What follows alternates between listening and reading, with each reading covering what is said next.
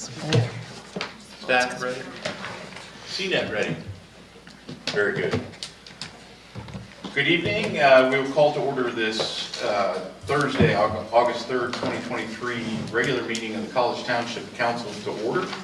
At this point, I would invite you to join me in the pledge of allegiance. I pledge allegiance to the flag of the United States of America and to the republic for which it stands, one nation, under God, indivisible, with liberty and justice for all. For those that were in the room, thank you for your patience. I will advise that council met in executive session for a personnel matter just prior to this meeting. We will now open the floor for public open discussion of anything not on this evening's agenda. Hearing or seeing none. Does any members or staff have any potential new agenda items for this evening's agenda? Staff does not, Mr. Chair. Thank you. Any council? Very good. Reports, manager's update. Yes, thank you. Included in your packet, the manager's update. I did want to report that earlier this week, I believe, I'm looking for Lindsay, I think it was either late last week, early this week, we received our first initial draft from DPZ on the form-based code. And so staff is in the process, Lindsay specifically, of taking a look at that. Once Lindsay has gone through it, it'll circulate amongst staff. I suspect that the process that we will use is that staff will generate a series of comments. There'll be a little bit of back and forth with DPZ. I would expect that there will be another iteration of that draft plan at a point where staff believes that we need to circulate that document to begin review between council members and or planning commission members. We will be getting that out to you. But things are progressing as a result of the charrette and all the work that has gone heretofore. I do want to thank Lindsay for her diligence in continuing to work well with DPZ and keeping them on their toes and good communication back and forth there. I do want to also note that the long-awaited solar power purchasing agreement meeting is tentatively scheduled for August 23rd. I hesitate to remind council, but this August 23rd meeting was to originally have occurred at the end of February. So stay tuned, but I do know that a lot of legal work has been done in reviewing bids, etc. And we'll see what transpires on or about August 23rd, but we'll keep you posted. Moving on, I also wanted to inform council and the public that we have completed the first 2 stages of construction of the Center Hills Village traffic calming devices. The Oak Ridge Avenue 7 watts style speed humps has been completed. Dawn, I want to give you some glory here, so please feel free to comment about the work that's gone on to this point. Well, the one thing that's interesting about this project is when they build the humps, they actually have a template made out of a 12-inch high by 16-foot long board, and they cut out the shape of the hump, and then as they build it, they keep checking to make sure it's properly shaped. And today they put the top coat on the 7 humps on Oak Ridge Avenue, and Frank Scott and I took the bolt up and down a couple times and we actually sat and watched some people going over the humps, and if you're going 20 miles an hour or less, it barely notice it. As you start going much more faster than that, yeah, you notice the hump. So I think they're going to be very effective. Next week they will do Shamrock the same way. It took them 3 days this week. And then the following week, all the striping and all the signs and things will be completed. So, thank you, Dawn. The other element I did want to pass along here, update on Path to Campus. Our formidable assistant township manager made a presentation to the Center County Commissioners requesting a letter of support, which the commissioners graciously authorized that letter of support, but we also got a little bit of press coverage from that too. So Mike, thank you for handling that. Those are the updates that I have to what was in the packet, but if there are any other questions, be happy to try to answer. Questions for the manager? Letting them all come. Very good. COG, Regional, County, and Liaison Reports. Eric, I saw a couple written from you today. Yeah, I had two this week. The second one was just at lunchtime. And I thought maybe for expediency, I would just read these quick, in part because I may need a little feedback on each of these. The first one was Tuesday. The Facilities Committee. And there's two agenda items that I noted in my report. The first was, long-range facilities plan. Staff briefly reviewed the key concepts that form the foundation for a long-range facilities planning effort, and then shared an example of a strategic facilities planning process and the typical steps and components that are included in this process. An SFP, strategic facility planning, is typically a 2 to 10 year plan that looks at the entire portfolio of owned and or leased space, this will be in case of COG, related assets, and defines the strategic facility goals based on the organization's COG's operational objectives. I mention that because we don't really have operational objectives, and I'll get to that after I finish this agenda item. There was unanimous support for getting this project started as soon as possible, but varying opinions on what should be included in the process. Based on that feedback, staff will come back to the next meeting with some related recommendations. It was my opinion, along with a few other members, that, to quote Rich, that we not let perfect be the enemy of good. And given the level of detail that was shared with us in these processes and the amount of time and effort, we're probably talking years to get through this, because it will require some consultant help in elements of it. There's a desire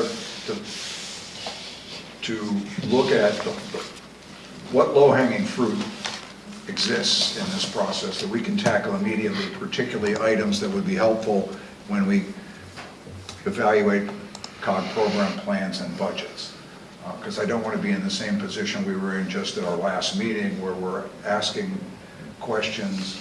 We're being asked on whether we should include things in a program plan, but don't really have a facilities plan or organizational operational objectives to reconcile that against. You know, we had this conversation quite a bit 2 weeks ago. So I, along with a couple other members, are going to be pushing for elements of this facilities plan to move independent, potentially, of the process, so that sub-elements of it can be finalized and possibly used as part of planning, the ongoing planning, particularly for next year. Because if we wait for the whole thing, we'll be asking the same questions in this room next year when it comes to the program plan. So I'm seeing nods around the table. I'm assuming I'm representing the consensus here. The other thing that the facility committee has been hampered with or benefited to or from throughout its existence is the real world doesn't stop just because we're planning. And we've been faced with, leases that needed renewed or not renewed and things like that. So, yeah, you got to keep moving. You got to keep doing business and try and piece things together. Well, one of the examples is if we had a business plan, which is an element of this, we could have used that to make some of the decisions, particularly when it came to Whitehall Road Park. That's just an example of a sub-element of a long-range facilities plan that could be useful before the entire plan is developed and finalized. The second piece, which also I just want consensus that I'm representing correctly, staff presented some benefits of doing both of these things, either the benefits of doing maintenance and custodial services in-house or contracting the service out. Again, there was some debate over whether cost should be the only deciding factor in this versus determining which functions are core to COG's business functions and which tasks would be best performed by an outsourced vendor. The example that I would use is if there's, the library is probably the best example. They contract with the borough for maintenance. Does it make any sense at all for the borough to hire, or for the library to hire their own folks to do the kind of building maintenance that the borough is already doing right next door? Probably not. But in some of these different COG departments, bringing somebody in to do, say, janitorial services could be a stepping stone to other positions within that department, or those people could be cross-trained to be used in other areas. And we kind of touched on that when we talked about the Millbrook Marsh hirings. So I'm of the opinion, along with some of the other members, that it should be a case-by-case basis. And it should be not strictly what's the most cost-effective option. So there'll be further debate on that, and it won't, this final decision won't come out of Facilities Committee. There'll be recommendations that come out of Facilities Committee, but they'll probably be more representative in the program plan and the budget when it comes to that. And the direction is, if we go in that direction, staff will have to present to the COG member municipalities why we're going in one direction or the other.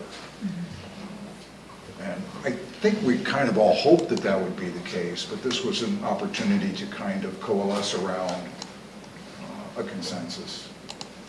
So unless there's an opinion here that we should steer COG in the direction that it's always, should always be determined by cost, then I'll continue to advocate on, with others on the committee, that it be looked at on a case-by-case basis. The cost is a factor. It certainly, and capacity is a factor as well. Library is a great example. When they had the great flood, borough staff was right, that had the resources to make a difference. If that was just Joe the cleaner, and Joe Ellen the cleaner, that would have been a tough ask for those. And then the other part, if there's a vacancy, in the position, who's doing the work? The agency, I'm sure agency directors may not want to add janitorial to their list of duties, direct duties. The agency director was actually there doing those things, but informally on an ad hoc basis. Sure. Okay. The other meeting was just today at lunchtime, and that was our land use and community infrastructure meeting, which there were 3 agenda items worth updating. Reviewing the draft model electric vehicle charging infrastructure ordinance and EV readiness. The committee received an overview and update of the proposed draft model electric vehicle charging infrastructure ordinance. It's a 6-letter acronym. And the EV readiness guide that they've been working on, and I attached copies of both.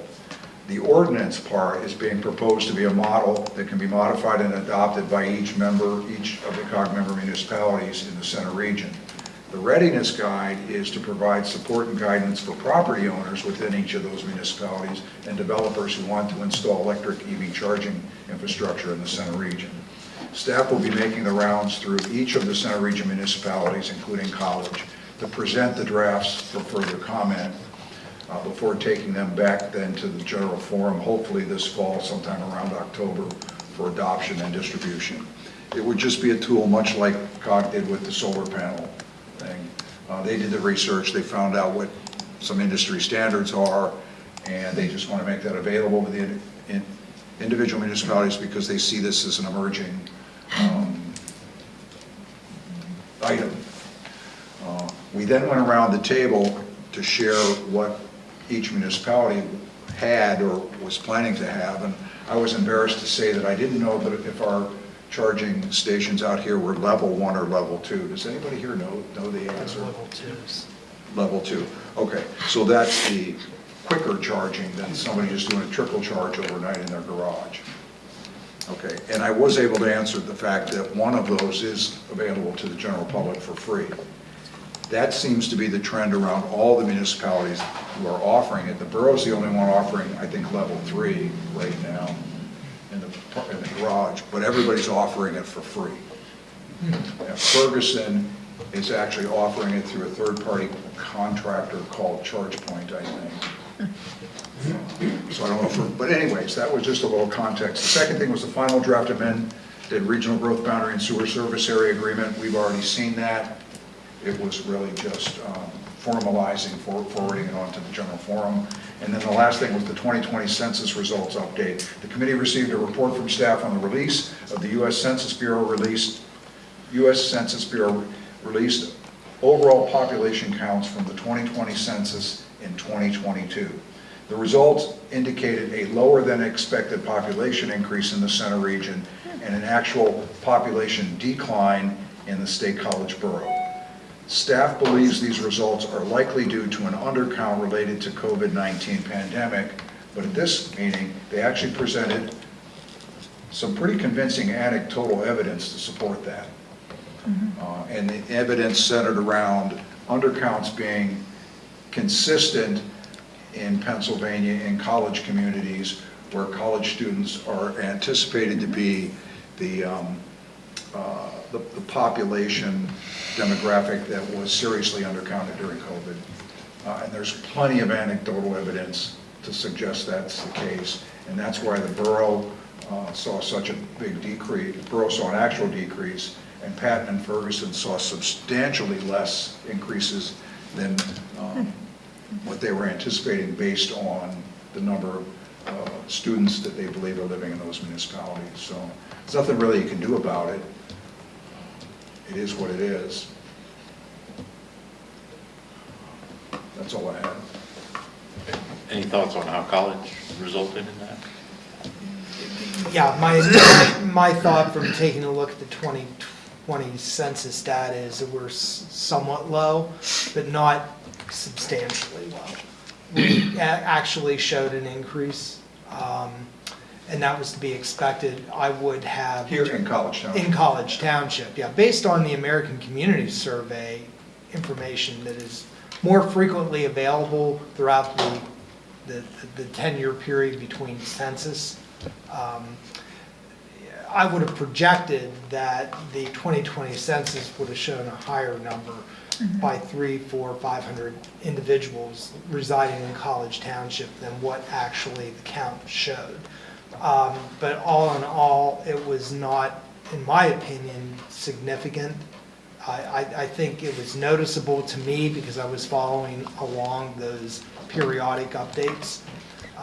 But generally speaking, it was a somewhat insignificant impact to College Township. The staff shared a couple of graphics, and one that showed the difference in the counts by municipality, and then one overall, the difference changes by age demographic. And almost all of them were up, except for the 15 to 19 or 15 to 21, which was way down, which suggests the students were undercounted. So the municipalities that had the largest percentage of their population, students, were the ones who saw the biggest change between actual and anticipated. That's accurate. We were not one of those. That's correct. Any other questions for Eric? Very good. Susan, any reports? I had no meetings. Very good. Anthony? So I did sit in at the HR committee meeting yesterday for Dustin, and just the two topics of discussion. The COG, if you're not familiar, they have an ERC and wellness budget. It's just under 10,000 for the ERC and wellness. So they just increased it. It's, I think 400 from where it was last year. It was a short discussion on that. And the other discussion was the library. They have a philanthropy position. And I guess there seems to be a lot of turnover in that position, so they're combining the philanthropy position with what's called a head of advancement services. And it's going to intertwine to help with some of the IT stuff along with philanthropy. And we just reviewed that job description. That was it. Any questions for me? Very good. I will just share that the Parks and Recreation Governance Committee had a retreat on Friday the 28th to begin trying to formalize our problem statement and solutions to that.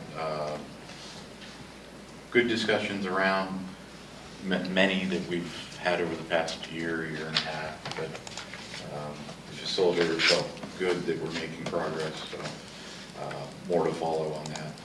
And the other thing I would share is that I attend for Chair Best, I attended an executive session of the COG Executive Committee on August 1st for a personnel matter. That's all I have. Maybe should have mentioned this, during facilities, under other items, it was noted that Whitehall Florida Regional Park is currently on schedule for a ribbon cutting or opening as early as later this month. There isn't any way to really get into the park yet because it's a construction zone and it's no trespassing. However, I can attest to the fact that it is near completion. I would only offer, I attended the Whitehall Road project team meeting on Tuesday afternoon after the executive meeting. So paving of the driveway will occur on August 14th and then close out. There's various things that can't be done until that's done. So they are discussing a grand opening, but it's probably looking late September. Yeah. Because they got to get a lot of different things closed up to include the contracts and everything. So, but with the exception of the paving of the driveway, they're at 90% on almost everything. In fact, Center Region staff is actually doing some of the mowing, which I thought was interesting because the bid contract included two mows. But anybody who has a lawn in July and all that hot weather and rain, I mean, we were mowing twice a week. So they worked out a deal where the Center Region staff is up there mowing the fields, which is good. And one of the byproducts of that is they believe that one or two of those fields would be available this fall because of that. Not necessarily for tournaments, but for, it'll be open. Low impact use, yeah. Low impact use. Yeah, no, the landscaper at Whitehall is, who is also, was the landscaper at Oak Hall, is just first class. Yeah. And above and beyond on many, many fronts. So that, yeah, Jim Carpenter at Parks and Rec stepped up to say, you've done well, Yes. we've got it. He has an outstanding relationship with the contractor, and I know that our staff, he also has a great relationship with Ed and some of the folks on our staff. He has noted that they have been helpful. Great. Okay, we got COG, we got regional, any county or liaison, other county or liaison reports? Okay. PC, we're seeing most of the things that you want to talk about are on the agenda. Do you have anything that you want to add on top of that? Planning Commission? Do you want to add anything beyond what's in the agenda, or you just want to pop in on the agenda items? Let's do it that way. Very good.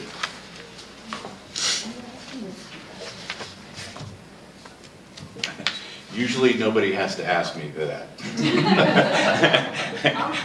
I can blow you out of the room if you want, but I think everybody else would not appreciate I that. think So, if you could speak up a little bit, we're having a little bit of trouble hearing. is the room system on? Yeah. Okay, I'll turn off the all right, thanks. Okay, thank you. Diversity, equity, inclusion, and belonging reports. This time around, I'll just point your attention again back to our calendar. Nothing formal to discuss this evening, though. Council or any members of the public have anything to discuss on that? If not, I do have one that I'd like to put on staff's radar to review. Last year, I attended the Borough's Global Dignity Day, which is the third Wednesday in October. It was very well done. It's a global event and everything. And if staff could maybe look at that and see if that's something that College Township might consider. Sure. I wanted to give you enough lead time. Like I said, it's the third Wednesday in October. Okay, appreciate that. Okay, very good. Okay, consent agenda. Jen confirming that what's in the, yep, okay, very good. The consent agenda for August 3rd consists of the minutes from the public hearing on July 20th and our regular meeting on July 20th. We have correspondence, a letter from Pantera dated July 19th, 2023 regarding time extension request for a Rise Federal Credit Union land development plan. We have a website request center message regarding fireworks. Under CA3 action items, we have project 23-08, building exterior replacement bid award to Builders Best LLC in the amount of $123,812.50. We also have project 2306, inspection and video documentation of storm pipe to Insight Pipe Contracting LLC in the amount of $29,093. Does any member of council wish any of those items pulled? CA2B. CA2B, very good. Any others? Do you want to talk about CA2B before, and we'll adopt it all, or you? Yeah, we can do that. I just wanted to poll council on, given, well, first of all, is this a new item? Because I've never seen that format of comment included in the consent agenda. We just started this website thing. Yeah, so we do have the ability for individuals to submit comments through the website, concerns, those kind of things. This one was interesting. Usually those are one-offs. There's a tree usually they're not down. on the consent agenda. Right. Okay, Yeah, that's what's something my that's question. an immediate attention kind of action. This one, we because of, one, the number of requests that Right. came in, and just the topic itself, we thought it was appropriate to put that in front of council. I believe there was 5 or 6 individual emails that we received in regards to fireworks. It seems to be centered around the Lamont area. The way I understand it, a specific instance.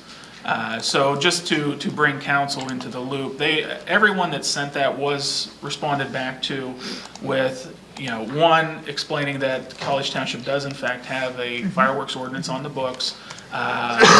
One of the kind of guidelines in that ordinance is the time frame with which you're allowed to utilize those fireworks. And then also just providing a piece of advice to the individuals that if they see an instance that is in violation of that ordinance, be it time, proximity to other, residential structures, or any of the other elements, the course of action at that point is to directly call the State College Borough Police. That mechanism, while it's great for those kind of one-off things, in this instance, it's very, very late in terms of being reactive to an incident, and that pure violation of an ordinance is the best course of action is that direct call to the police. I know Mark has had some discussions with the police as well, just confirming about our ordinance and notifying them about this concern. But just wanted to bring that to council's attention because, again, of the number and the issue that kind of popped up there, rather unexpectedly. And that was my concern, and my question's been answered. Excellent. Anything else? If not, I'd accept the motion to approve this evening's consent agenda. So, I have a motion, Second. and I have a second. Any further discussion?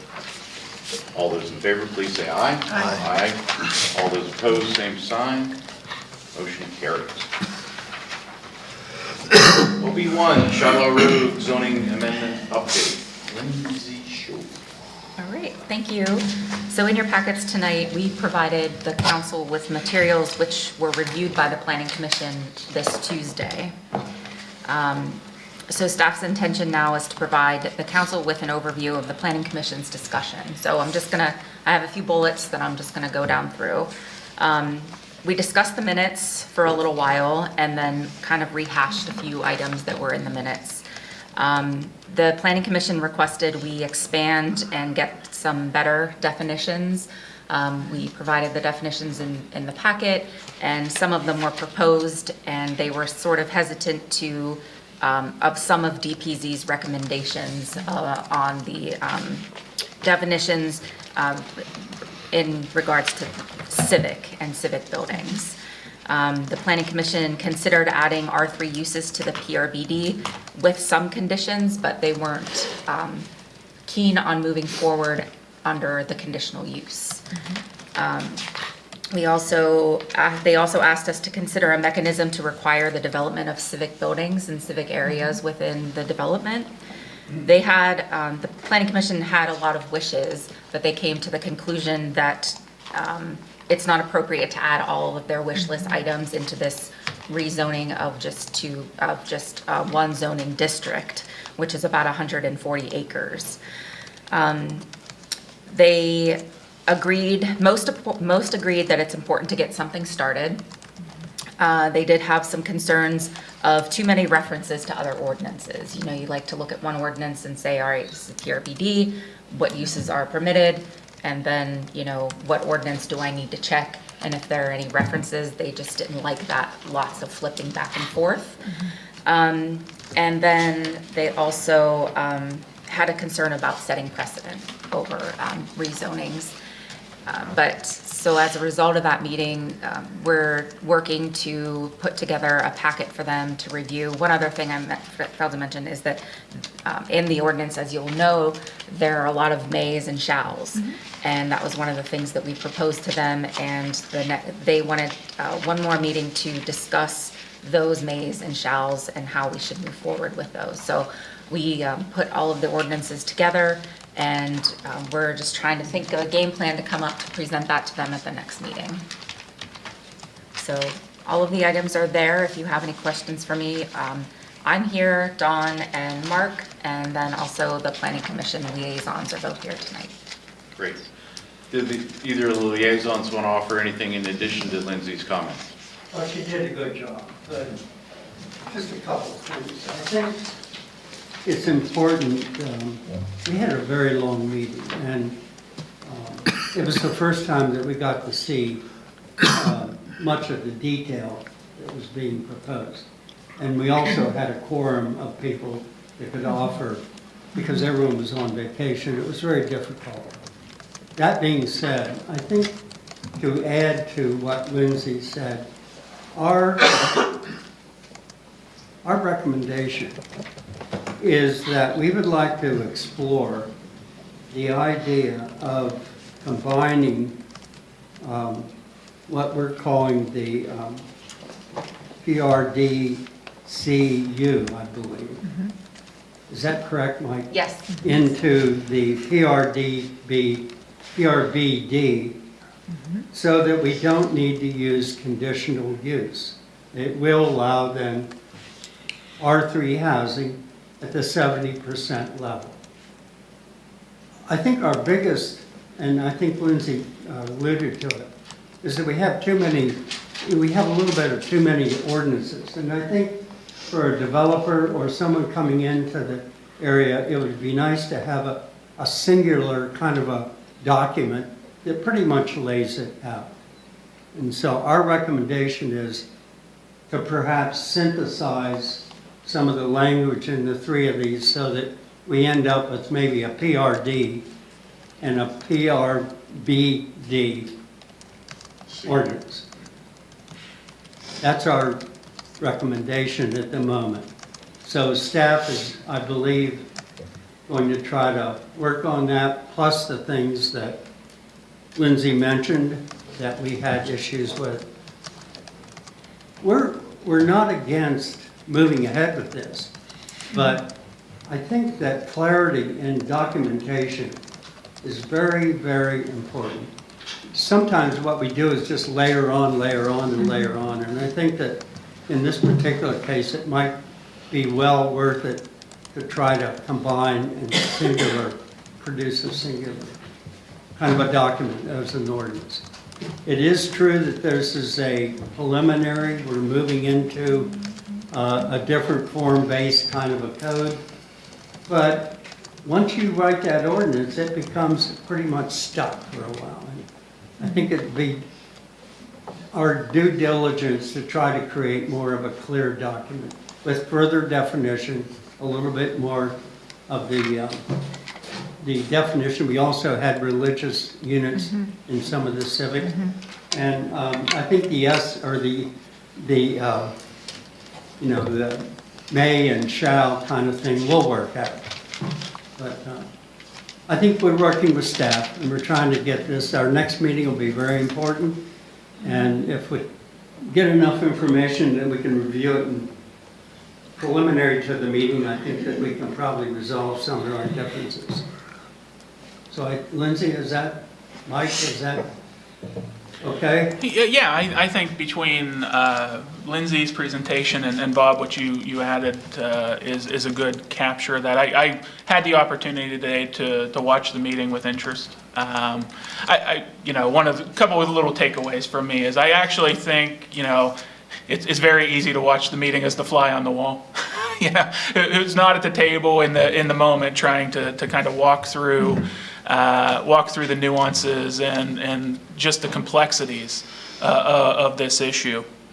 I think there's probably some frustration around the table on both sides about how this is moving forward. My biggest takeaway in watching it is that there's progress being made, which is important. Slow progress on a complex problem is a good thing. I think based on my takeaway, it felt like to me, and please tell me if I'm wrong, because I don't want to put words in Planning Commission's mouth. I actually think you are starting to coalesce around a recommendation. You're getting close. Initially, just some initial thoughts on watching it. I think to start the next meeting at the point you let off is important, about the potential recommendation around the idea of embedding R3 into the PRBD is an important place to start, and then walk into those mays and channels. Because as Planning Commission has moved through this, one of the things that I think staff has heard and tried to reflect in the movement forward over the last two meetings is pure form-based code may not work. So how do we dial that back to more of a hybrid and even a lesser hybrid in an interim step? So I do think there's positive progress, and I commend both staff and Planning Commission for working through a complex and often frustrating instance to get there. And I agree with you wholeheartedly, Bob. The next meeting I think is critical, and quite honestly, I'm fairly confident that you're close to a recommendation and could hit one at the next meeting. I do know at the next meeting, chances are, there will be some changes to what was provided here to try to move that ball a little closer to the goal line. So, but no, I think, between the two of you, you've captured it very well. One thing I was very happy about was that we had a larger quorum, some of the people that were on vacation, and I was very happy that some of the people that were sometimes pretty quiet came right out on the table and started offering their opinions, and I thought that's great. We feel good in the sense that our total membership is participating in critiquing what we're observing. Yeah, you generally achieve the best results that way. Council, any comments or questions for staff or PC? Am I confirming that this was an informational update for council? Yeah, it was. There is one item that I would like to remind council about. In the remand of the topic to the Planning Commission, council spent a good bit of time having conversation about creating conditional uses within the PRD primarily to mitigate the potential for a solely student-oriented development. And again, what we're hearing at this point is that Planning Commission is somewhere else, and that's perfectly fine. But again, the remand that was issued was something different than where a lot of the effort is being invested. And I'm only mentioning that so as to ultimately be able to provide staff with the appropriate direction about how we work in concert with the Planning Commission for them to develop a recommendation. So if council has any thoughts about that, I would be very interested to know those. Okay, council? Anthony, go ahead. So you touched on, and maybe I missed it in the packet, and obviously the remand letter was prior to me taking this seat. So what exactly was in the remand letter? Go ahead, Lindsay, please. Sure. So the requirements, the requests were a conditional use to add R3 into the PRBD via conditional use, somehow apply a PRD, and then ensure consistency with the MPC. Okay, so that's how I understood in reading Lindsay's memo as well. And yeah, just, I guess from what Bob was identifying, they're taking away the CU. They're looking at either PRD or PRBD as opposed to CU. And the gist I'm getting, I mean, you can correct me if I'm wrong, I did watch the PC meeting, Bob, so, but I'm trying to catch up, if you will. You know, what exactly in that conditional use aspect doesn't tie into the MPC, if you will? Because that, normally, council as a governing body has, you know, can look or have zoning requests, ordinance requests from the developer, and I'm relating to the PC discussion that I listened to today. And, I'm sorry. So, you know, as the governing body, and looking into these things, if there's developer requests for this, but I think this in general, PRBD, PRBD-CU, they're looking at it from the best interest of the township, because maybe a form-based code isn't there. There's certain things that we can do having conditional uses. and I just wanted to tag on to Anthony's question before you answer, Bob, so I'll jump in here. Thank you. Please, yeah. So on the PRD CU, the language that changes in the conditional use is specific to the density of the residential section. Is that correct? So it's a relatively limited conditional use. It's not a broad conditional use where we would be overseeing every aspect of a development plan. Was it very specific to the density? The conditional use is specific to duplexes, townhomes, Right. and multifamily residences To the residences? in the planned research and business park district. Right. So the conditional uses or the conditions only apply to those three types of residences. Right, and so that's very specific. That really narrowly defines the conditional use with the PRD. And it also does, coming back to your point, it does speak to the original concern that PC had in using the PRD in the PRBD, which would have allowed for potentially very dense housing such as the student housing. So, yeah, so it seemed like we were sort of moving away from our original intention in asking you that, acknowledging your I think so. concerns. I think you might be a little bit accurate in that assessment. I think that what we're exploring, use that word because we still have discussion on it, is that the PRBD-C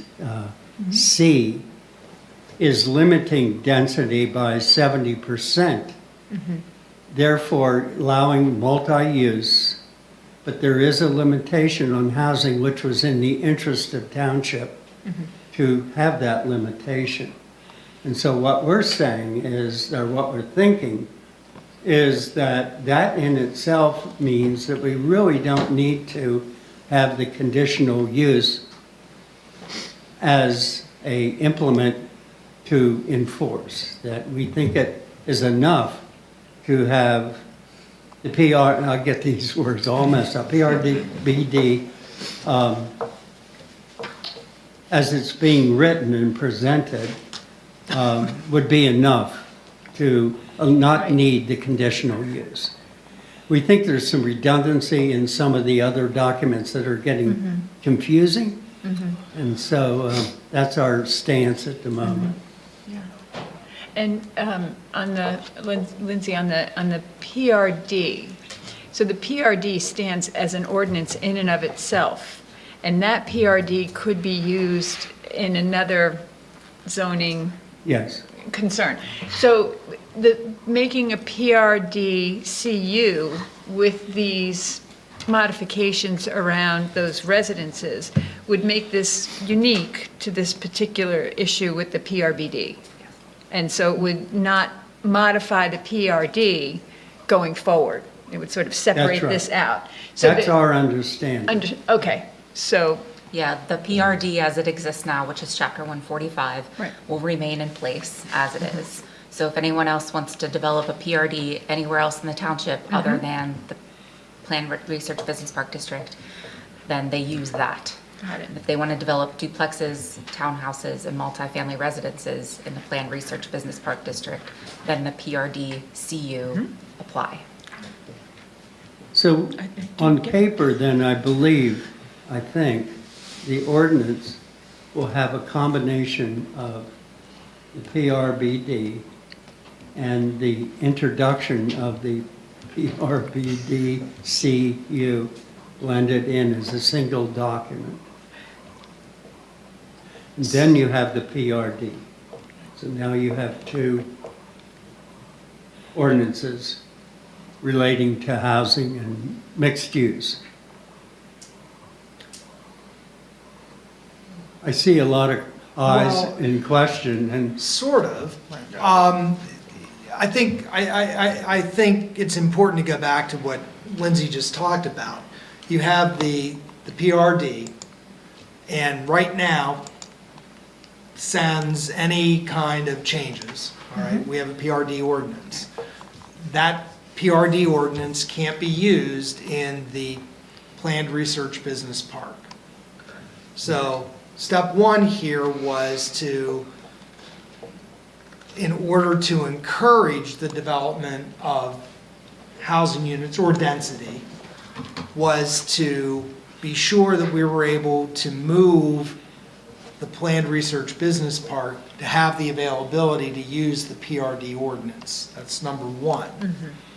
The second part of that was council had discussed that the PRD ordinance alone may not provide the level of control exactly.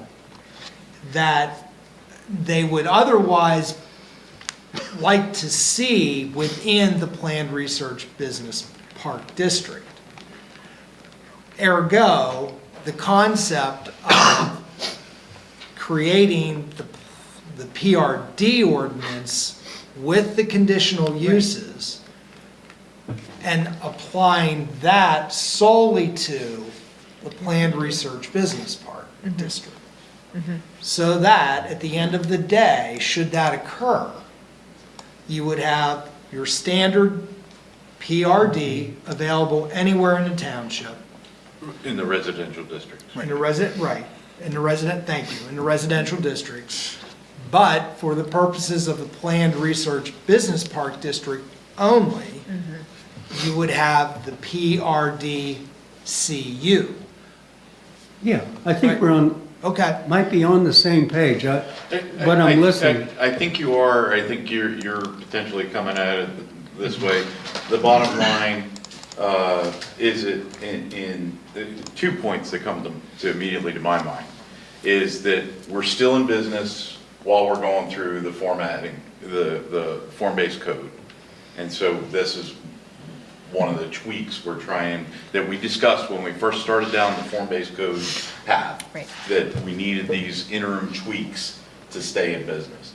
The second one, we had before us an ordinance to put pure PRD into the business district.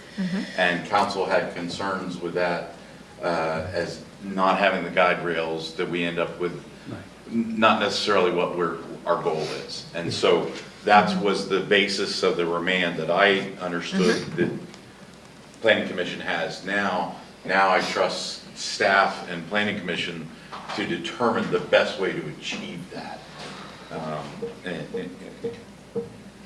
And hopefully, Planning Commission, I read that intent into that remand. Yes, I think I hope you did. Yes, I mean, it was 11 o'clock when I wrote that darn memo, and that was after a 3-hour meeting, and eyes were going sideways. But I think that what we explained about integrating and synthesizing some of this so that we don't have too many ordinances that could confuse either a developer or allow staff to be making decisions on things that should be pretty much black and white, written down. This is what you can do, this is what you can't do. So we have a lot of work to do, and Sure, we will work with staff. I Eric, mean, I've heard it's, from everybody else. Yeah, I hear what Bob's saying, and I like what Planning Commission is doing. But going back to Adam's request, I think Adam was saying that despite the merits of that exercise, it may be a little bit outside of the remand. And I think what I heard Adam asking is council okay with that?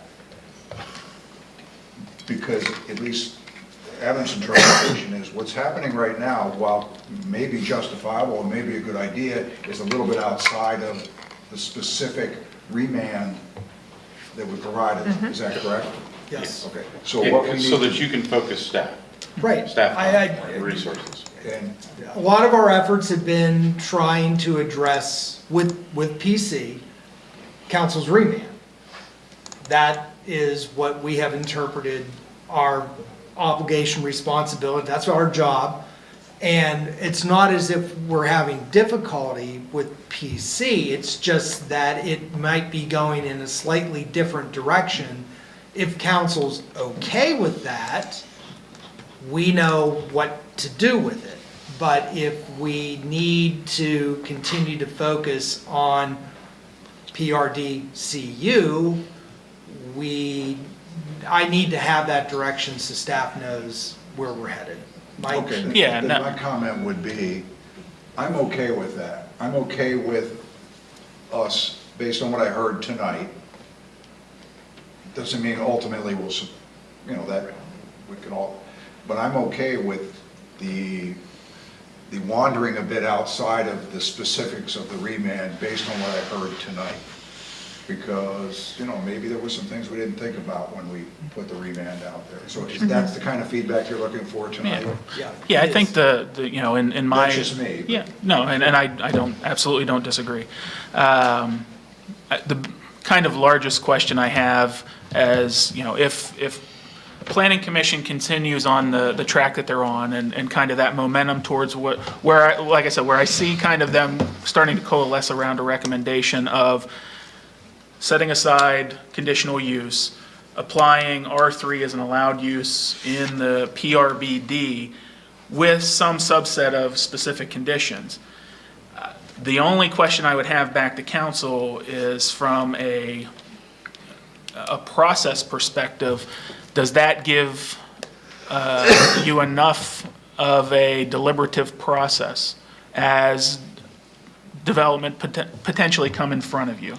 So when the meeting that the remand letter was authorized that was one of the things that council spent some time on, is, recognizing this as an interim step and something completely new in the Dale Summit. The CU and, by virtue of having the CU to basically trigger the PRD ordinance, or the new revised PRD elements of that ordinance, it allows council, as plans come before them, to have some negotiation back and forth, a little bit more intensive process than strictly putting that land use into as an allowable use within the district. So Planning Commission isn't wrong in the trajectory they're on, and that recommendation, I think, is a fair and sound one. It just becomes a question of council does that allow the process that you intended when you passed the remand letter? So kind of going back to where we were, where Planning Commission is at is wandering a little bit outside of the remand letter. If they have that latitude, that's great, that we'll continue on that path with them. But if it's council's strong opinion that you want to have, maintain that more deliberative process and the only mechanism to do that is CU, then that's a direction that staff needs to articulate back to Planning Commission. Follow up to that. Well, I don't know. I don't know at this point if that is, if the safeguards that they see that are built in offset deliberative process that we wanted. I'd have to think about that, because I'm just hearing it tonight. Exactly, and that's kind of where, if we can achieve that with the same deliberative, that was a key point, the deliberative process for council and the township. And if we can achieve that by some other mechanism, I'm fine with exploring it within reason. But if we can't get there with the other mechanism, then it's a waste of Planning Commission's time and staff's time, in my opinion. I think our overview, I appreciate that. And you have to understand, we got this information, got the remand letter, which we critiqued, and there are things that we would like to offer. And then we got the ordinance and the CU ordinance, and we started looking at all that for the first time. I think that we felt that if we were to insert the CU into the business area, that the 70% density area would be enough control to allow multidiscipline research and residential control. And it would not need any other components to regulate that residential R3 housing. I think I would offer just one other piece that I think council is holding a tight rein because of the pending form-based code. And we want a lot of visibility. We want it to be a high-touch process. And so that may not, I know what you're saying, efficiency and this and that, but because we know we have the form-based code coming right after it, we're intentionally it felt like from the meeting, we were intentionally making this a high-touch item. I agree with you, and I think that, given the charrette and what we listened to those 4 days, that's what we heard, and I think we all kind of wanted to believe in that. But I think the way the Planning Commission is thinking is that in reality now, and perhaps in the development of the whole area, not the Shiloh area, that some other kind of a generic form is going to come out, not necessarily complete form-based. We think the way things will work economically and socially, that we're probably into not a strict form-based code.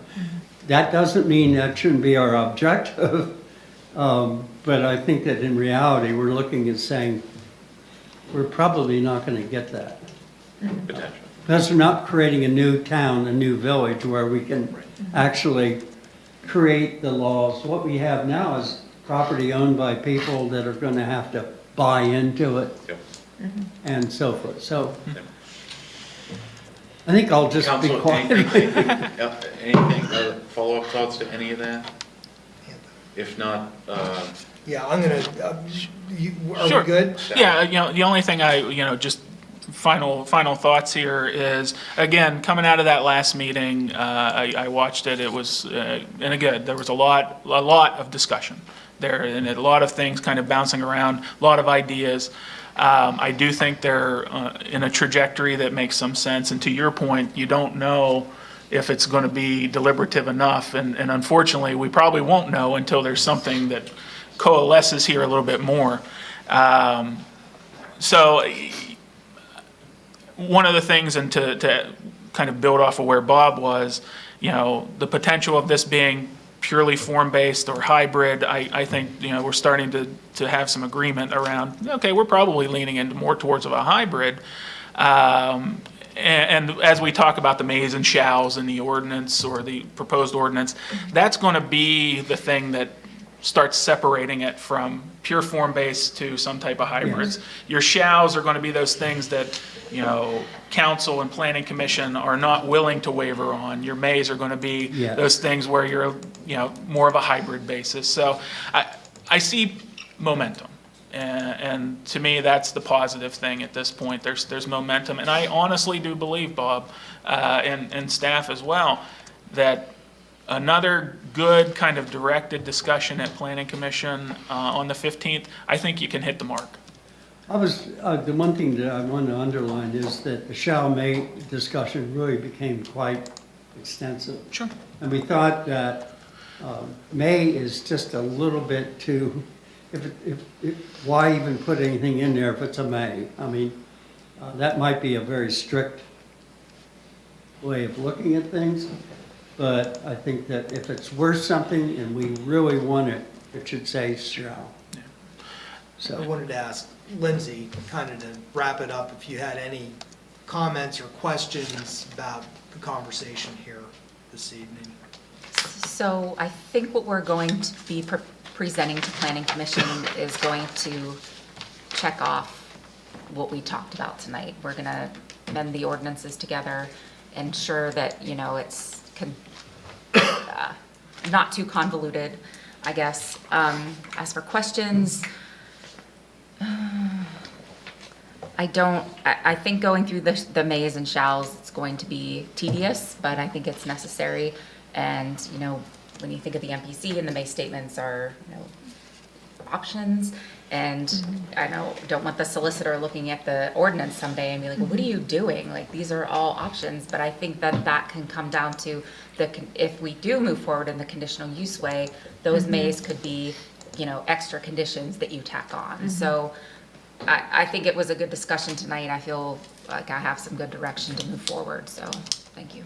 well, our goal is to take the may and shalls and individually, as members of the Planning Commission, figure out which ones we want to say shall and may, in our opinion, based on our thought process.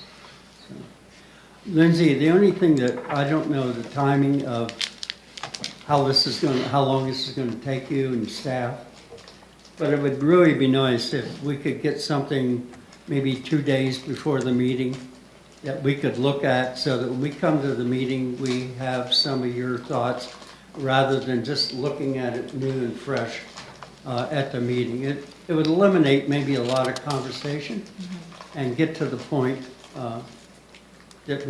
points that we may have. Staff is going to make this a priority to get this before you in a timely fashion, as you've requested, prior to the next meeting. If possible, yeah. I think time is a concern. We need to be able to ultimately render some kind of a decision relative to the request before council. So I do think, although I will be away next week, staff, I believe, understands the objective and will be able to deliver on behalf of the PC. Thank you. Great. Very good. Thank you, Mr. Chair. Thank you. Anything other? Very good. Okay. If council will indulge me, I think I'm going to move forward MB1 for the benefit of our guests. This is DRI process, ARL at Innovation Park Master Plan. Lindsay again. All right, so tonight we provided with your packet flow chart and just an introduction to what is happening this evening. And Neil Sullivan here is the planner for Penn State University, and he's here with a presentation he prepared for you. Good evening, guys. Before I begin, I just want to let you know my son was going to cook dinner tonight for the first time. so I'm very glad to be here with you tonight. Presenting this instead. I'm sure he's going to be awesome. Hopefully there's some left over. So I'm joined with Rachel Prinky, and she is the Director of Engineering Services at Aero. So we're going to tag team this, and if I say anything out of line, she's going to step up and correct the record. Neil, could you adjust the mic to hit your? Yeah, Okay, is this better? I think. Is it Better? Yeah. When he talks, I'll be able to tell. You, I have been talking. Okay. So, Mike, I'll just say next Just point slide. at me when you're ready. All right, next slide would be great. Oh, hold on. There it goes. Okay, so what we wanted to do, just a simple agenda, introduce Rachel and myself to you, but we also want to introduce our vision for a new era master plan at Innovation Park. And then we want to discuss possible next steps. As you know, we had to sort of stick our neck out and dream a little bit before we came to see you of what Innovation Park could be in the next 50 years.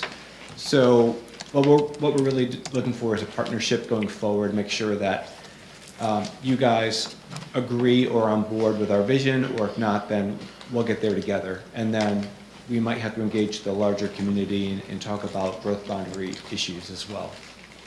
Next slide, please. So just a quick introduction to ARL. They've been at Penn State since 1945, and they have a very big impact on our research. They currently have $415 million in annual research and employ over 1,500 individuals. All of this is a moving target and could be growing, and so they really wanted to find a place for the next 50 years for them to land. I will say that they're called a affiliated research center or university affiliated research center, and they're sponsored by the Navy, and there are 5 of those nationally, so they're one of 5 with a Navy sponsor. Next, please. So currently, they're in about 24 facilities spread out in 7 locations, and a lot of their buildings are aging or may not be suitable for their current use. And so one of the impetus of looking at a master plan for them is to get them in a new home with appropriate facilities, and so that the buildings could be located synergistically with one another, so that they could have more efficiency with the research, and maybe through synergy have even better ideas. Who's to say? Next slide, please. And so we did hire a architectural and planning consultant, and we were looking at different Penn State-owned lands of where this new campus could go. And so as you can see here, we're zeroing in on Innovation Park.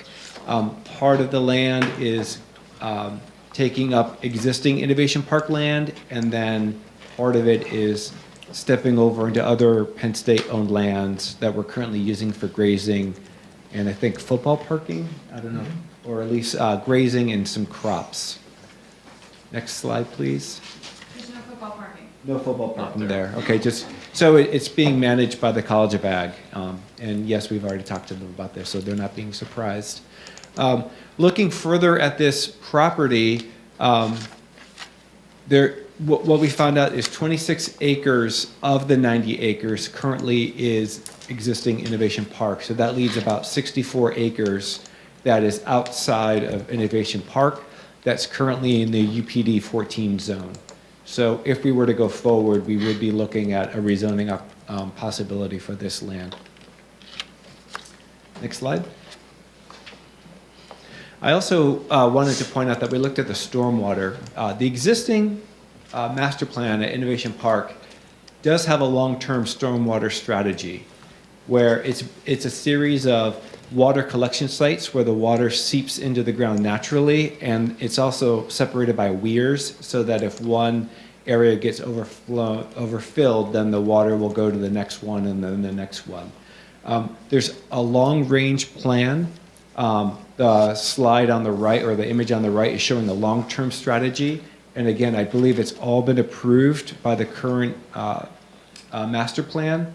We looked at it with our stormwater engineer as well as our consultants, and we do feel that there is additional capacity for this system with the expansion of the master plan.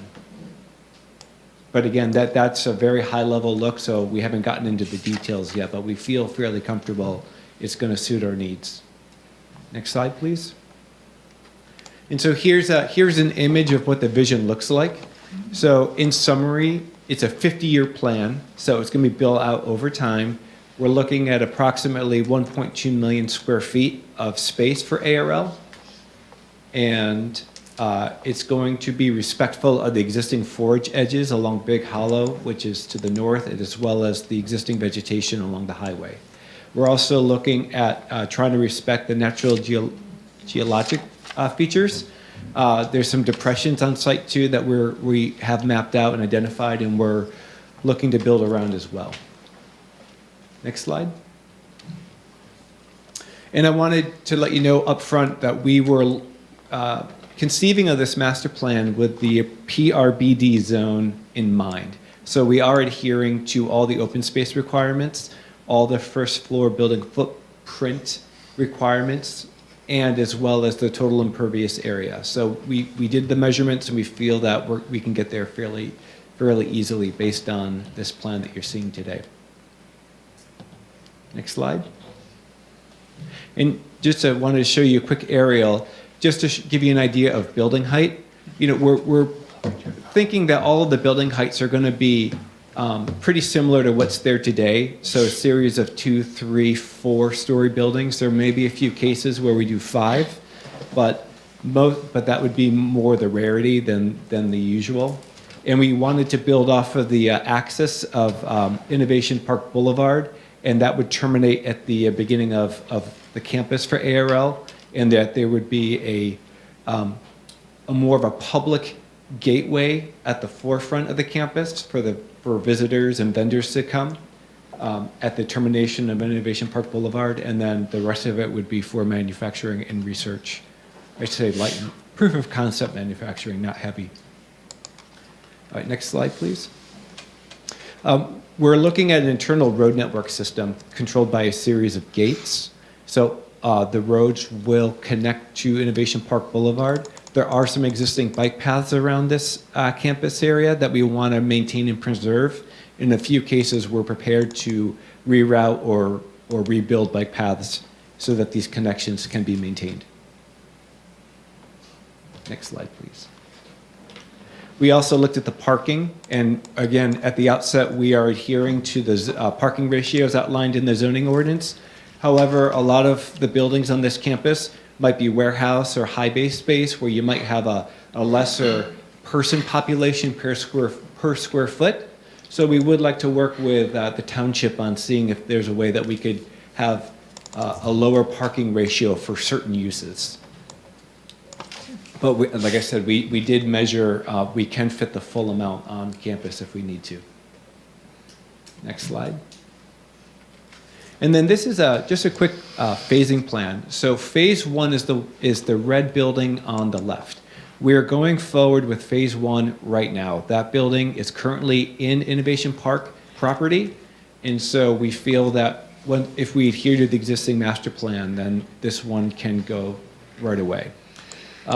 Later phases, the middle image is showing as ARL wins contracts or as the needs arises, they will be building other research-intensive buildings. And again, it really is dependent on what their needs are at the time. And then on the right, we're showing the 50-year build-out, which is, between now and 50 years, we hope to realize the entire campus. But it's really hard to predict when those buildings will come online. Next slide. Now, speaking of the growth boundary, we realize that this 90-acre site is outside of the growth boundary. About 60% of it's outside the growth boundary, 40% is inside. The growth boundary is the blue line, and it does kind of go west, and it runs parallel with the highway. So really, we're here today to take your temperature, to see if it's something that we can work on together and engage CPRA and the other municipalities. I'm prepared to do a DRI report. But again, this is really the first step, just to hear your thoughts. So this is sort of our next steps, and it is comprised of, doing the first building, which I mentioned, which is already underway.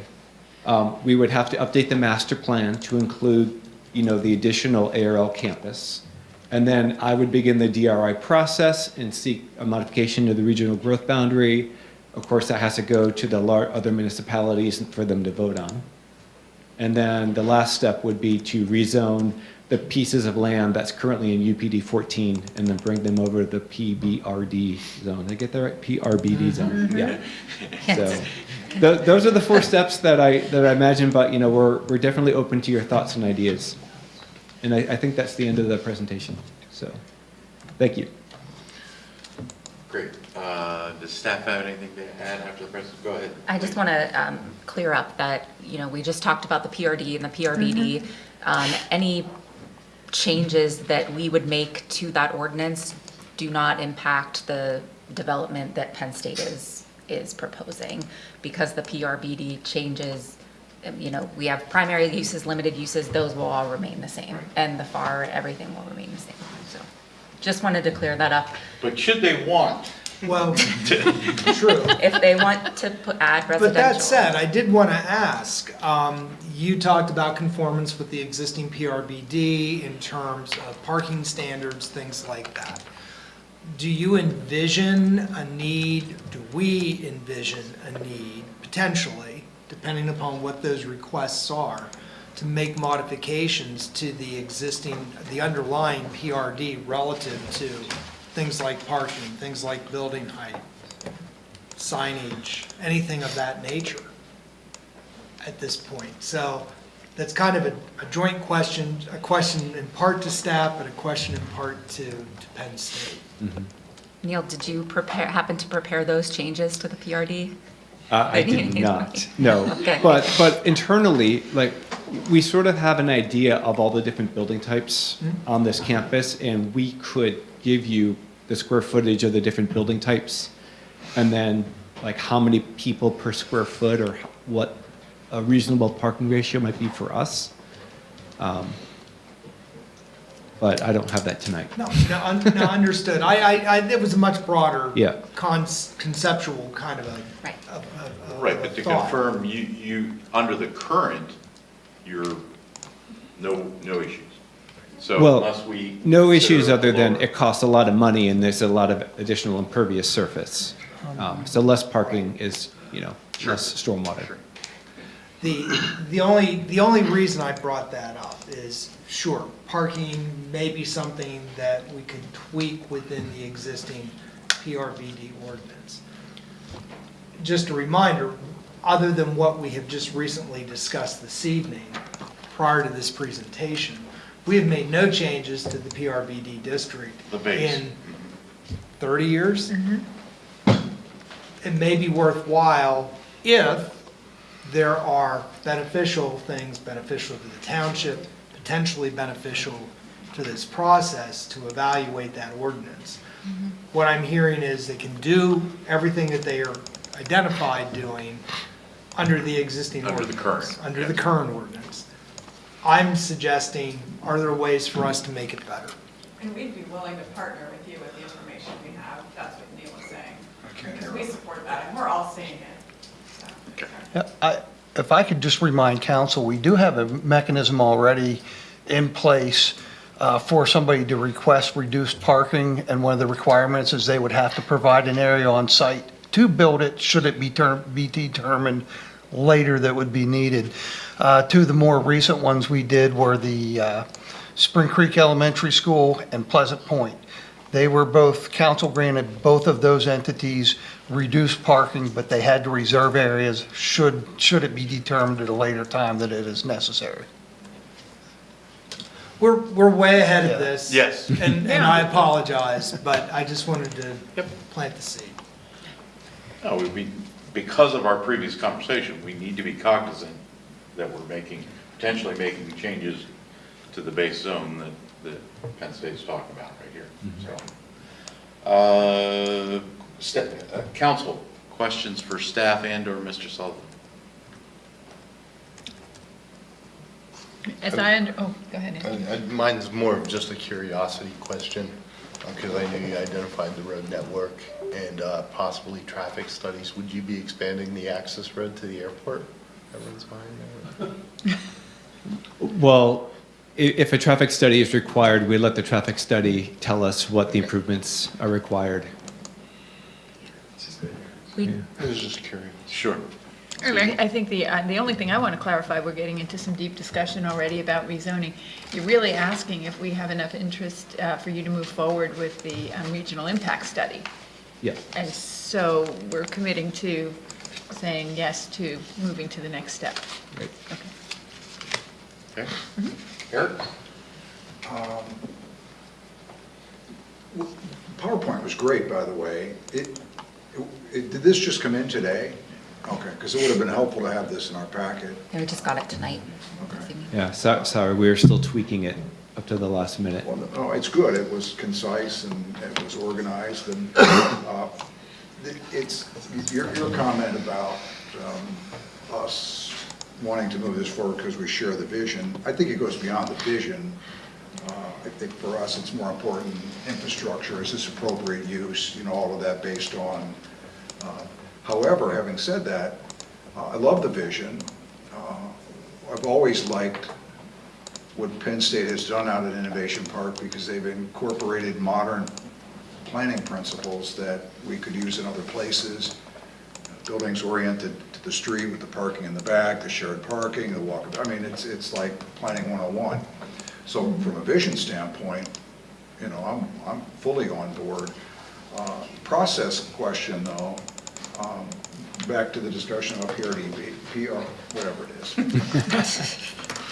We're talking about that because part of this is in that existing district, part is in UPD 14. So what's going to be a part of this is to ask to rezone UPB 14 to PRBD, correct. and that's why we're talking about That is correct. Yep. And I don't, personally, I don't see any problem with that. Is there any other area that's UPD 14? Well, it's one large contiguous parcel up around that area of campus. Right. It's primarily an agricultural parcel. Right, I was just curious if that's the only place UPD District 14 exists. We Yes. basically have one less UPD district. then. Well, we're only taking a portion of UPD 14 Portion, away. Yeah, okay. so UPD 14 will still be there. It'll just be a smaller portion. Okay, and then just to confirm, the reason we're talking about DRI is we're also eventually moving outside the growth boundary and sewer surface area. Right. Because you could do step one or first phase right now, because both are within the growth boundary, sewer service area, and the PR. PRBD. Yeah, That yeah, one. yeah. All right, so yeah, I see no reason to not proceed with the investment in the DRI. I will just note, though, that it sounds as though most of the use is ARL, and these are contract employees or Penn State employees that are mostly supported by contracts, or both. We are. If you could come to the lectern. I mean, since you specified what type of use is out there, then, Yeah, so these are Penn State employees. All of ARL is Penn State employees. There is some small percentage that could be contract that come in as to assist us on contracts, but of the 1,500 employees, those are all Penn State employees. okay. Yeah. And so the other locations you showed on the map where ARL employees are working, Yes, some of that's leased, some of that's owned space, I'm Yes. thinking particularly the most recent one, about 10 years ago, the building built on Science Park. yes, Is that owned by Penn State? yes, that one is owned by Penn State. We are also leasing some That would property likely out be there. part of the consolidation. Eventually, that's one of our newer and better buildings, so we're So going to be later there for phase. quite a while. Okay. Yeah, this is a very long, just creating the opportunity. It's not, we don't have the money to move quickly. We would if we could, but we can't. Understand. Yeah, Understand. so. Then the last thing I would offer is that later on in our agenda, we will see that based on Penn State's desire to no longer financially support the extension of the red link out to Innovation Park, this seems to be,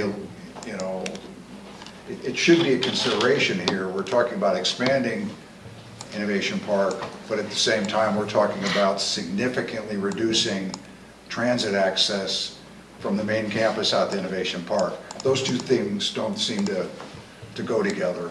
Yeah, although I do understand, we're expanding our white line Beaver shuttle service up to Innovation Park, so that will be Yeah, part I of that. understand that. That's in there. Yeah. That's different to the extent that that smaller bus running less frequently, fewer hours of the day and the week would meet the demand, then that's not an issue. Yeah. But I think at some point, when you come back to us, since this exists in College Township, that maybe some thought ought to be given to that as to how that reduction in service will continue to support this expansion. Short term is just one building, but long term just to help with that consistency. Maybe in 50 years, the red line will come back if it's, you get enough density up there, so. Yeah. There are some that feel that it's not always numbers as much as it is need, and that the number of riders doesn't always tell the full story. And the hospital would be the good example, is that maybe you don't have the same numbers of people going to the hospital, but oftentimes those people have no other option. So frequency, span of service is a factor. Just something to think about as you work through the process and come back to us then for the final task, I guess. Okay. That's it. Very good. The only thing I would offer, I appreciate that we're way ahead. That's usually we're used to being at the other end. So we appreciate that we're coming at it like this, and I personally have no concerns. I think it's exactly how the process is supposed to be used, so.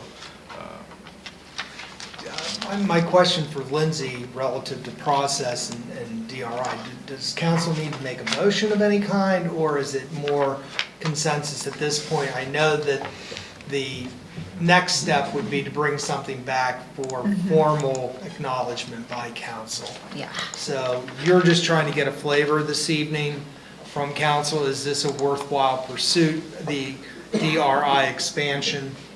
So, We recently went through we did. one of these. Yes, Yeah. we did. Yeah. With Maxwell. You're not going to move forward with the DRI process if we say, no way, and then Correct. we have a final approval of the DRI application. We have to That's support correct. the DRI application moving forward. Yeah, so you'll see Neil again once that's all prepared and ready to be submitted. But I don't believe there was a motion made with the Maxwell. And I believe you're correct. I was double checking. Okay. Did you come away with what you need? Yes, definitely, yeah, so I'm comfortable going forward with the DRI on our end, and so I think I heard what I needed to hear. Very good. So I appreciate it. Very good. Thank you. Thank you. Thank you.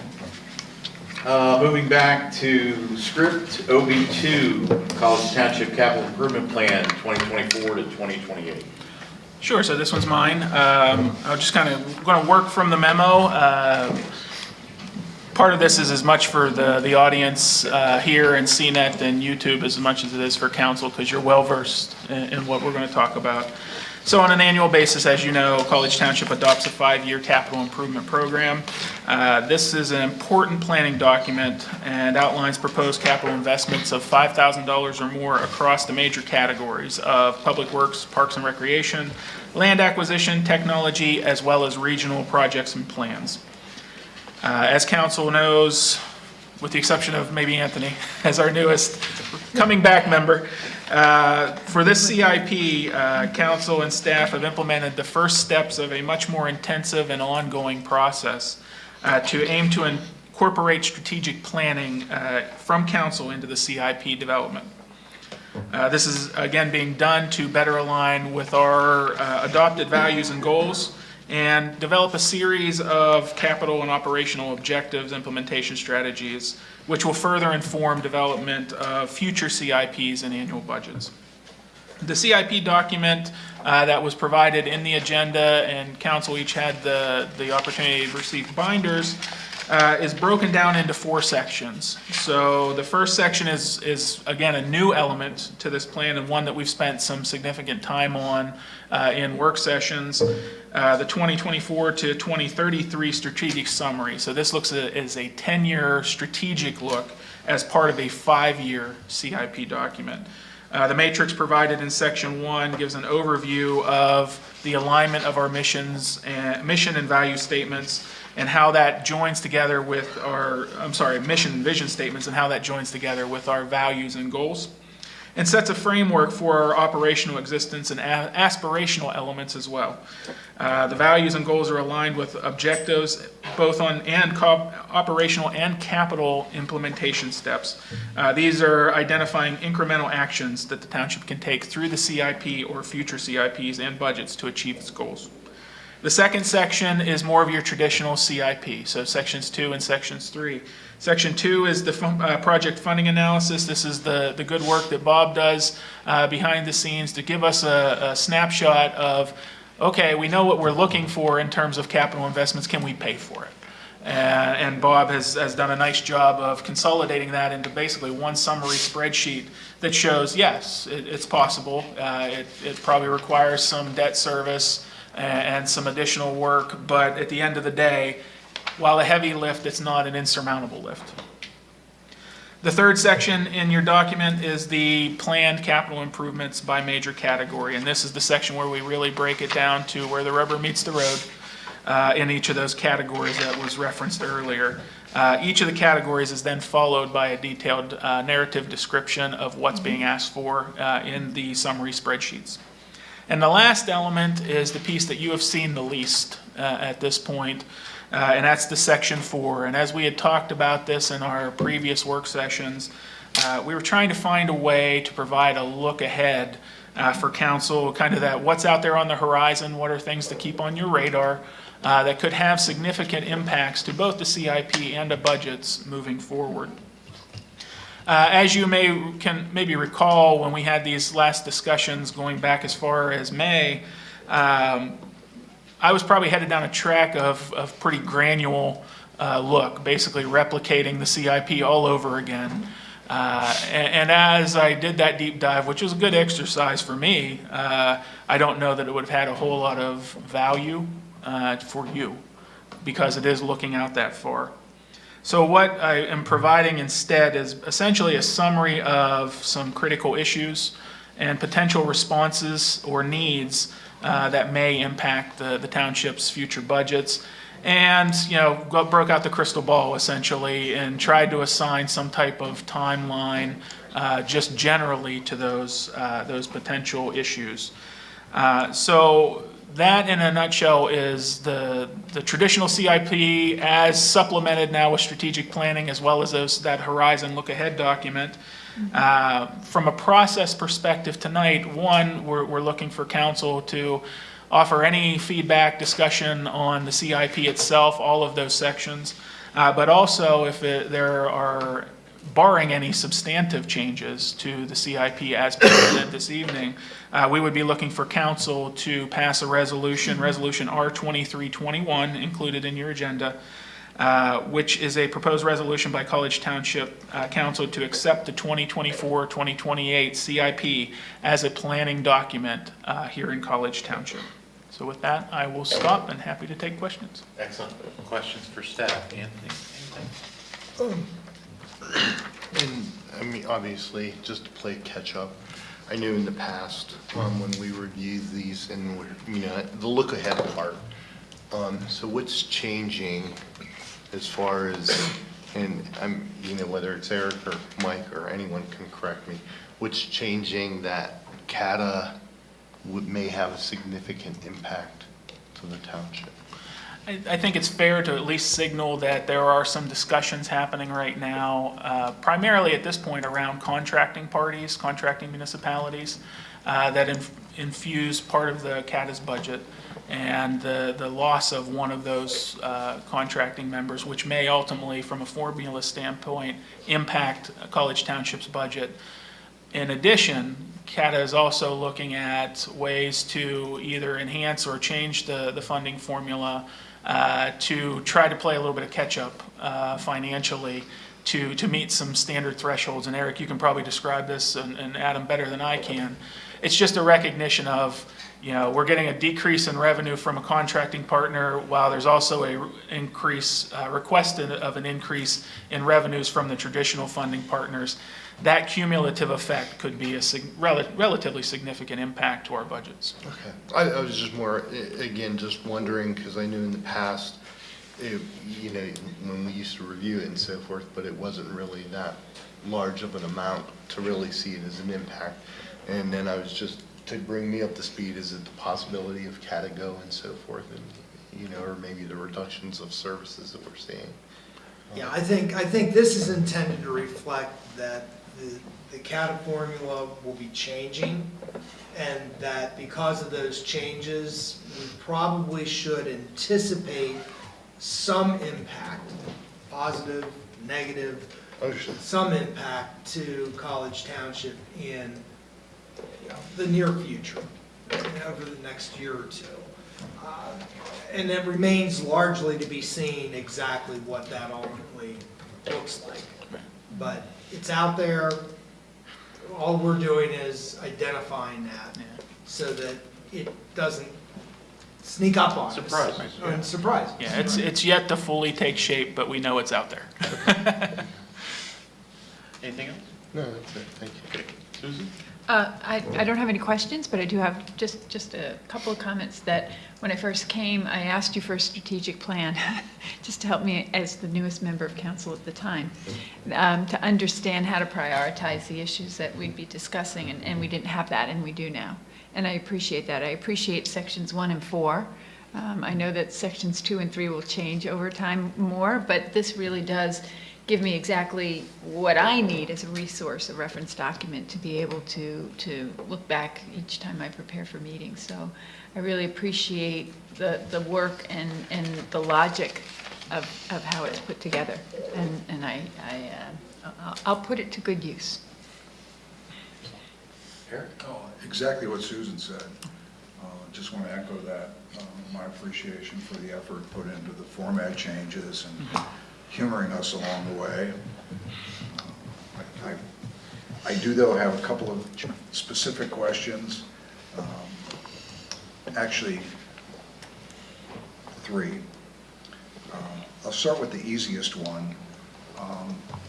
The reference under building to the charging station, since we just brought that up tonight, since I was talking about that earlier, help me understand a bit what the narrative under there, because I'm tasked with reporting back to facilities a little bit more detail about our charging station, but on page 38 of the PDF, we have $12,500 budgeted for EV charging stations.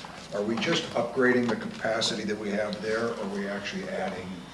Yeah, I think it's a recognition from our side that in line with some of the goals that we talked about during strategic planning, over time there may be a transition, particularly of the office fleet, to more EV. And as that happens, right now we have 2 ports, one public, one that we use here internally. The next EV that enters the fleet takes away that public-facing element. So we're quickly talking about an addition of another charging pedestal and 2 more ports. And that becomes progressive. Here, it seems to focus on a pole and upstream infrastructure improvements, but that does include a... Well, we know from the installation of the first station that any subsequent additions of EV charging stations are going to necessitate some additional infrastructure upgrade that we did not have to do with the first installation. Just kind of back of the envelope estimating for this number, to be honest, Eric. The pedestal itself, about $2,500. The other $10,000 is what, kind of, again, estimating what it may be, and that could conceivably be low to run from the pole. I don't know what that's going to look like, but... Your big cost, you probably have a transformer that is involved that, and West Penn will want you to pay for that. I'm sure. Okay, so the cost is to accommodate a second vehicle while still retaining the public access. Yeah, it's a recognition of, we don't have the charging pedestals available to even accommodate the second vehicle, to your point, and keep the public access available. If that's not important, we're good right now, but it's a progressive thing, and we know at some point here in the relatively near future, we're probably at that inflection point.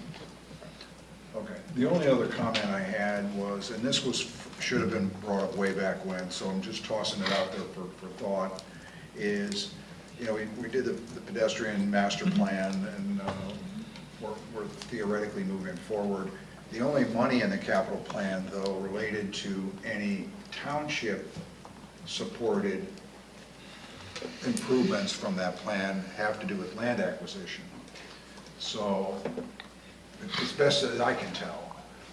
Now, that's setting aside the ones that we identified years ago, Puddintown Road, Hauserville, ones we identified prior to the pedestrian master plan. So, with that setup, any near-term improvements in that area, meaning any of those that are on the plan getting constructed, will either going to have to be done by developers through the land development plan process or grants, like we're doing with. We might want to think about in the future just setting aside a small amount of money that we can use to leverage maybe more of that.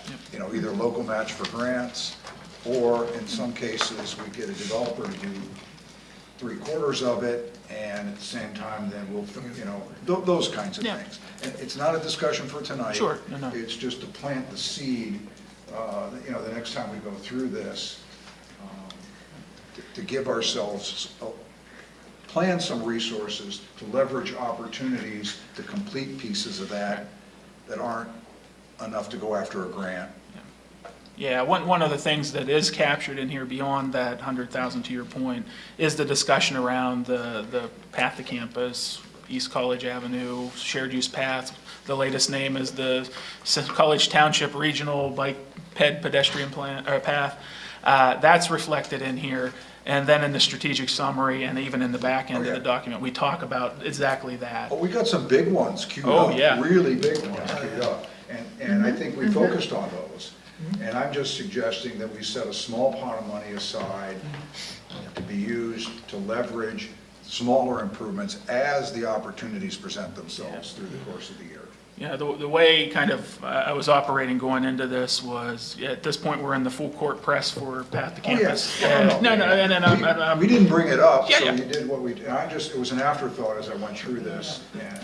It's very good, because I'm not sure if you're saying this, but some of these potentially we could get the shovel ready. I mean, that was a big thing with the Lamont Right. traffic calming. We got it, the shovel ready, and I so would some think of we these. capitalize design and preliminary design and engineering, then we could get some projects. Sure. We might even be able to bundle some of these, if we've got all these connections. Yeah.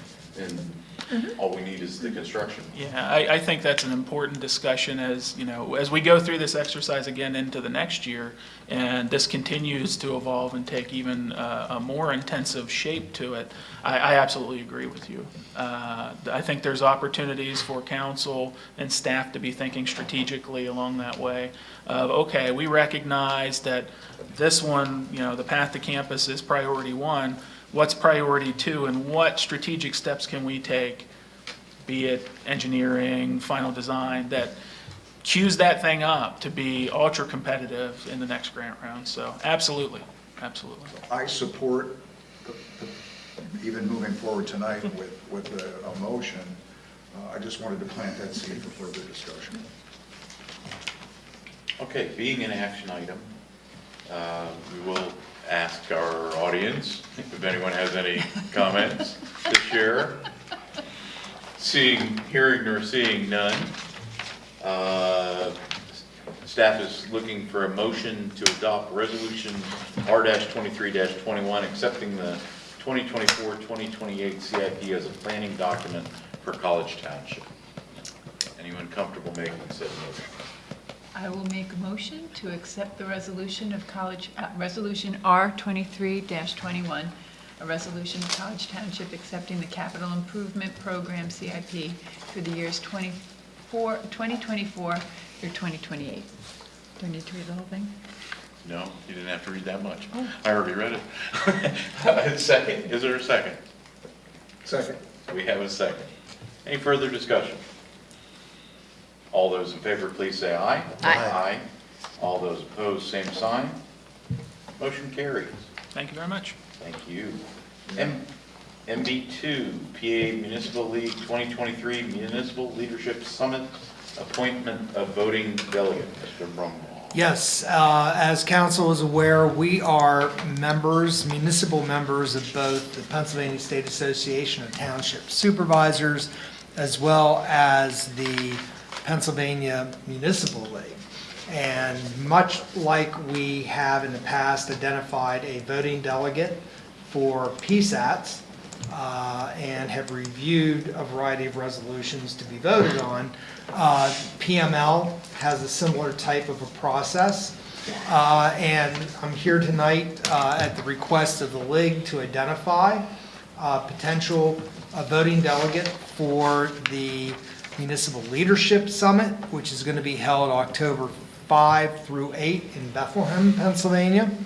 And at this meeting, the various bylaws and resolutions will either be modified or adopted that help to give guidance to the organization in terms of serving member municipalities in the league. So the question is put to council.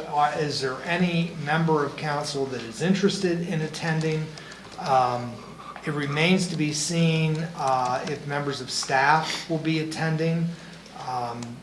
I will be immediately returning just prior to the start of this from the ICMA convention this year. And so that decision is a little bit up in the air. And I've not had an opportunity to have the conversation with the balance of staff. But if in fact there is a desire for College Township to have a voting delegate, it must be a member of council, an elected official, and thus we're affording the opportunity tonight to so identify or to self-identify, as the case may be. Just as a point of reference, I attended last year as the voting delegate. The conference was in Pittsburgh. Pittsburgh, that's correct. In 2022. It's the night after our council, means the day after our council meeting is the resolution meeting on October 6th, Friday, at 1:30. Yeah, that's how it was last year, too. I'm willing to attend again, but I won't stop anybody else from attending. Works for me. It looks like we have a voting and potentially they prefer, ideally they'd like a voting and an alternate voting, but we only had a voting last year. Correct. And just so I understand, I'm looking at the calendar.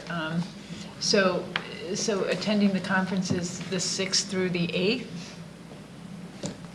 It says it starts October 5th. Right. They just pointed out the resolution committee meeting is at 1 on the 6th, and the annual business meeting is Saturday at 9 a.m. Right. Last year, Adam and I went on Friday, the 6th. Right. Just for the day? No, we stayed through. Stayed through the weekend. Yeah, we came back At the Sunday. end of the, Sunday, yeah. I'll pass on this year. Okay. Anthony? I looked at my calendar, I think, I know I'm away that week. You're away, okay.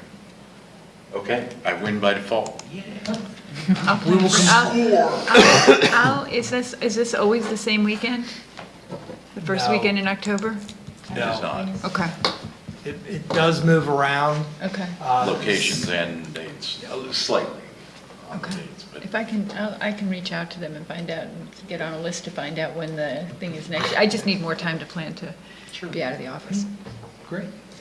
All right, very good. I will then. do you need any kind of formal action? No, I just need I Just just needed a consensus. name so that I can Consensus, complete yeah, the, you got it. There's a form, there's a sheet you just need to sign, and you need to sign. Oh, you didn't tell me there was signing. Well, it's in your packet. All right. is it? Yes, there is. Yes, it is. There it is. It's on the back. Okay, we'll take care of that then. The important thing is getting. You got a name. We got a name. Thank you very much. All right. Continuing on, staff informatives, is there anything that staff wishes us to be informed upon? Well, I do want to draw to your attention the groundbreaking for the Arise Federal Credit Union, which is to be held tomorrow at 10 a.m. on the Benner Pike. So I'm not sure if we've had any members RSVP, but I just wanted to be sure that council was reminded. Okay, if you're thinking of attending, please get with Jen so that we can let those folks know that we're coming. I'm sure the mayor of State College will be there. We'll It's all be tomorrow, good. right? Yeah. It is tomorrow at 10 a.m. I believe, I know. I do believe that we had forwarded an email in advance of this being in the Yes, packet. you so- did, you did. Yep, absolutely. You did. Very good. They No demerits. unfortunately did not put a deadline for RSVPing, Understood. or fortunately. Yeah. We're still good through probably 9 a.m. 9 a.m. So, any late comers, no problem. I had nothing. Any other staff informations? Very good. Any council, staff, or other matters? Mr. Chair, if I may, just have a couple things. I forgot the assistant manager report. That's right. I'm a newbie. I'm just trying to push it to 9 I'm a o'clock, newbie. that's all I'm doing. Snap. Just as a FYI for council, as you recall, we had the discussion about official map. We're going to quickly be approaching our 45-day public comment period. Press release on that will be going out on Monday, as well as Shane is putting on finishing touches on our online template for our comments. It's a very nice story map that kind of walks you through the process gradually, but just wanted to bring that to your attention. So Monday, that'll be officially hitting the streets, and for the next 45 days leading up to our public hearing, that'll be out there. Thompson Woods Preserve, we have had a number of meetings, and I know that the chair of the governance committee, Bill Keogh, has expressed an interest in coming to council here at an upcoming meeting. So be aware that he'll be coming to report out on some of the efforts that are going on there. Emphasis right now for both committees is on branding and education. It's the most proactive thing that they can do, and a recognition that there's very little out there on the web about Thompson Woods Preserve. So there is now a section on College Township's website specific about Thompson Woods Preserve, but it is a work in progress that is going to grow, and we will tap into Shane's unique expertise to make that a more functional thing as part of the strategy moving forward, so that users of the preserve in the future can go up to a physical sign, scan the QR code, and have interactive mapping that they can use to understand better how to utilize the preserve. And then the last thing I have is just, this is a follow-up on a long-dated item. There was some follow-up from PennDOT. As you recall, we had some discussions about the concerns over the S-curves out here on 322. So they have provided some preliminary look at the S-curves as well. It's timely only because you have an update coming about the State College Area Connector at your next meeting. So as you'll recall, as a council level, there was some discussion about how to maybe tie those two projects together. Just wanted to let you know, PennDOT has done a good job of providing us some initial things to think about, and we're in the process of digesting that, and how do those dovetail together. So that's it for my assistant manager report. Well played. Anything else for the good of the cause? If not, I'll accept the motion to adjourn. So moved. We have a motion, I will second. We are adjourned. Thank you very much. Thank you all.